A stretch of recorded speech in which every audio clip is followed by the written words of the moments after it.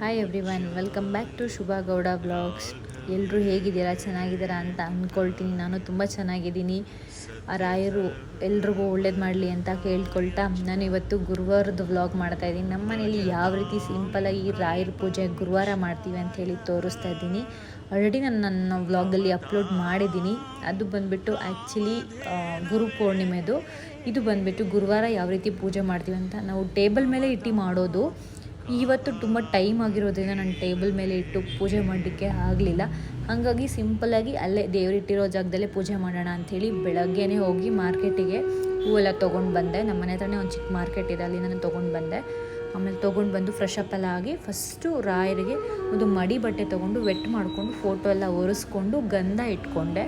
ರಾಯರಿಗೆ ಕುಂಕುಮ ಇಡಬಾರ್ದು, ಯಾಕಂದರೆ ಅವರು ಗುರುಗಳು, ಅವ್ರಿಗೆ ಕುಂಕುಮ ಇಡಬಾರ್ದು, ಗಂಧ ಮಾತ್ರನೇ ಇಡಬೇಕು.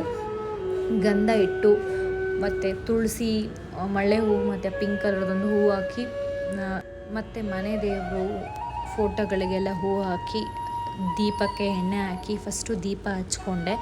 ದೀಪ ಹಚ್ಬಿಟ್ಟು ಆಮೇಲೆ ಸುಗಂಧಿ ಹಚ್ಚಿ ಇವಾಗ ಊದ್ಗಡ್ಡಿಯಿಂದ ಪೂಜೆ ಮಾಡ್ತಾಯಿದ್ದೀನಿ. ಪೂಜ್ಯಾಯ ರಾಘವೇಂದ್ರಾಯ ಸತ್ಯಧರ್ಮರಥಾಯ ಚ ಭಜತಾಂ ಕಲ್ಪವೃಕ್ಷಾಯ ನಮತಾಂ ಕಾಮಧೇನುವೆ.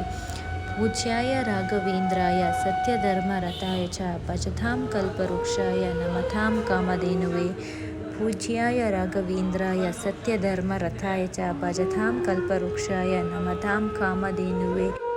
ಆ ರಾಯರು ಎಲ್ರಿಗೂ ಒಳ್ಳೇದು ಮಾಡಲಿ ಅಂತ ಕೇಳ್ಕೊಳ್ತೀನಿ. ಎಲ್ರಿಗೂ ಏನು ಕಷ್ಟ ಇದೆಯೋ ಅದೆಲ್ಲ ಪರಿಹಾರ ಆಗಲಿ, ಅವ್ರ ಮನಸ್ಸಲ್ಲಿ ಅಂದ್ಕೊಂಡಿರೋದನ್ನೆಲ್ಲ ಈಡೇರಿಸಲಿ ಅಂತ ಹೇಳಿ ಕೇಳ್ಕೊಳ್ತೀನಿ. ಆ ರಾಯರನ್ನ ನಂಬಿದ್ರೆ ಯಾವತ್ತೂ ಕೈ ಬಿಡೋಲ್ಲ. ನನಗಂತೂ ರಾಯರು ಯಾವತ್ತೂ ಕೈ ಬಿಟ್ಟಿಲ್ಲ.